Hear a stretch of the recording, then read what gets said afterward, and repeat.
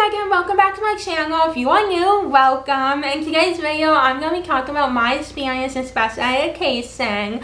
I've been wanting to do this video for a while, and I thought, you know what, this is the perfect time since it's back to school season. Although I am done with school and I graduated college last year, you know, I'll never say never. I may go back to school one day, who knows?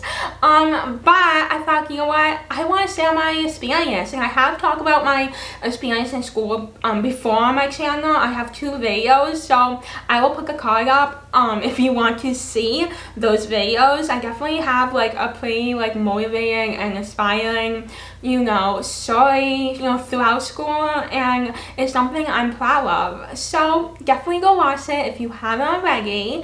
But yeah, in today's video, I'm just gonna be talking about my experience in special education and things like that. So I will first talk about like the summary of like how it all began and why I got put in special education.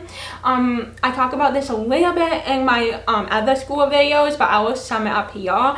So basically, if you don't know, I do have like cerebral palsy and other disabilities, and when I was like little and they were like figuring out, you know, if I needed special education, if I needed like accommodations, you know, in terms of like school and just like stuff like that, I had like this test done on me, and looking back, like, it could have been a lot better because now we know I am visually impaired, and at the time I had eye patch on my left eye. So looking back, we now know I literally had like not just one eye available when I was taking like this test or being like tested for if I needed to be in special education, but I technically had like half of one eye.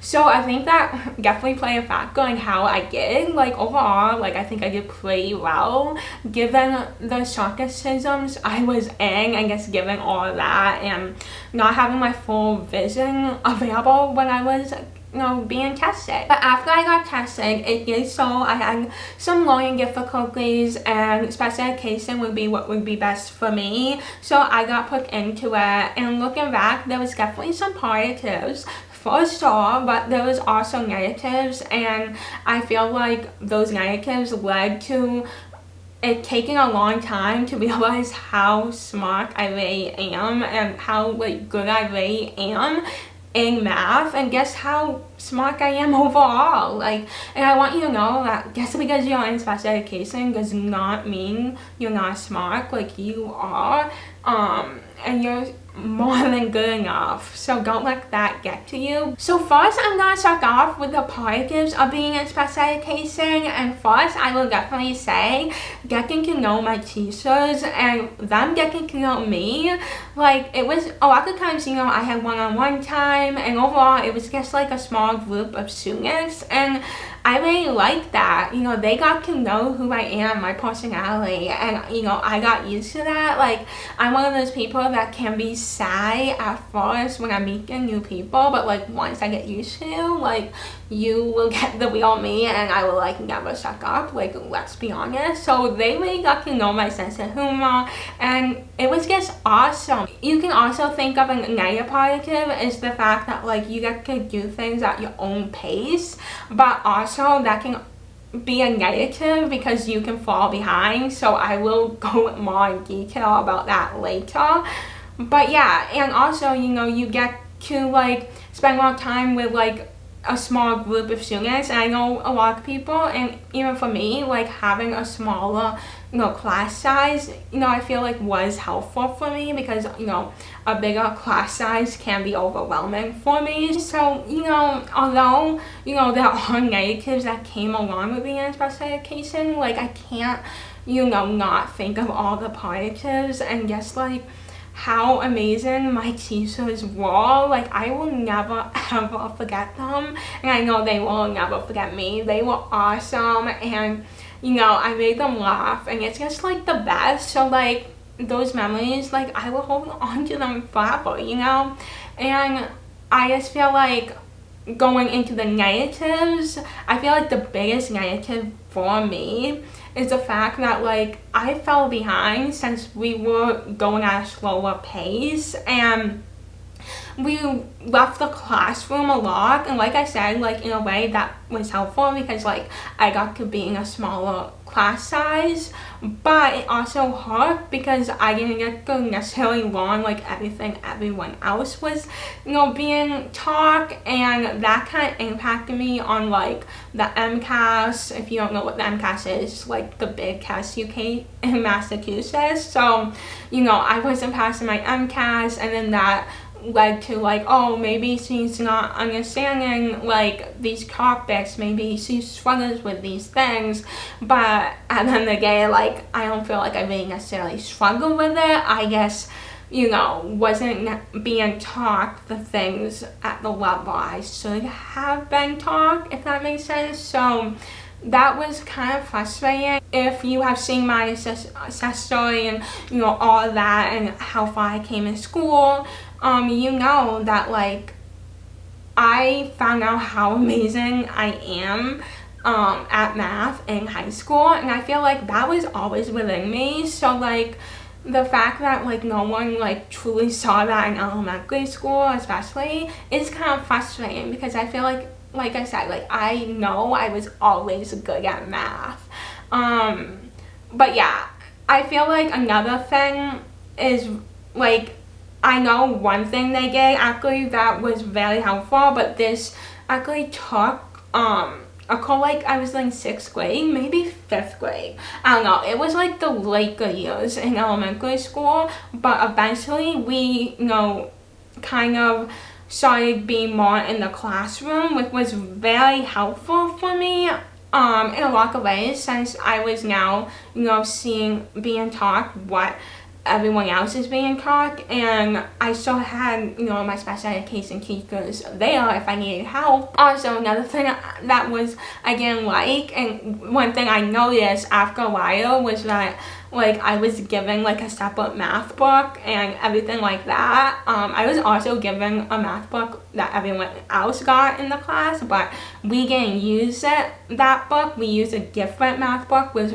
was a lot more basic math and not like the level I was, like the grade level I was in, like type of math. So and I realized that, and I remember thinking to myself, like, why am I not being taught this? Why am I not using this math book? So I wish we did more of that. Leading off of that, things that I wish they could have done better and how I feel like they could improve is definitely like more inclusion in like the regular classroom, like because like yes, like sometimes I needed things, you know, repeated to me, or I needed to be taught something more in detail, you know, back in elementary school, and I need to go at a slower pace. But I feel like it's important to mix that with inclusion in the regular classroom so you're not missing out. And I feel like since I also had OT and PT, that can help, because I was not only being taken out of the classroom for special education, I was also being taken out of the classroom for OT, for PT, for speech therapy.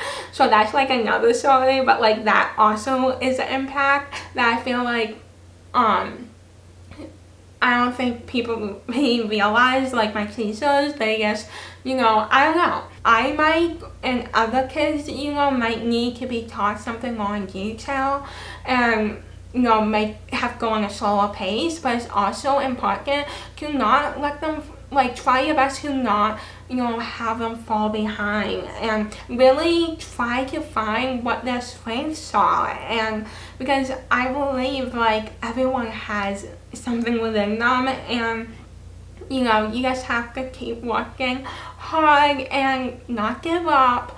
But yeah, I really hope they have improved with that. I definitely do think that like there are some things that I really wasn't taught like completely in detail, because I was, you know, starting to get them behind. And you know, that did impact me, like, over time, realizing, wow, like, I don't think I was ever taught this back in elementary school. And definitely, like, I'm so learning today, you know. The thing I feel like is I struggled the most with was grammar and, like, English, and I honestly do think, like, some things I wasn't taught, and I'm still learning to this day, but I definitely have improved so much, and I'm so proud of myself for that.